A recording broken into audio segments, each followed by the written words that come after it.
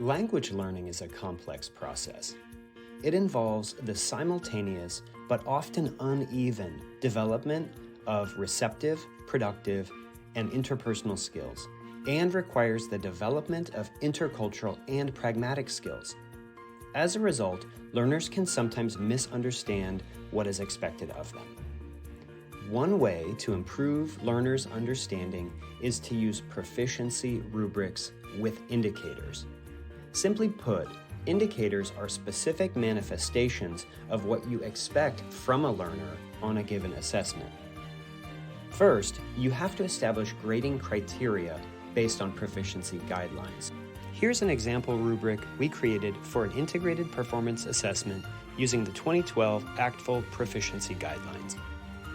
Here, you see that the highest level of achievement, marked as Novice High Plus, is Emerging Intermediate Low.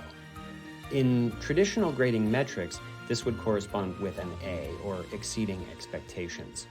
Meeting expectations, or a 5 to 6, is Solid Novice High work. It would correspond with a B. Approaching expectations, or a 3 to 4, means that learners are demonstrating novice mid proficiency in their work. It would correspond with a C. Work indicative of novice low proficiency would be a 1 to 2 and would correspond with a D or an F. Second, fill in the blank column in the rubric. This is the column that you will use to adapt your rubric to the specific assessment at hand. Bonus, this means that you can leave the same general criteria from assessment to assessment. Consider this example for reading. In this IPA, learners were asked to read a blog, respond to a series of true-false questions, and identify main ideas and supporting information.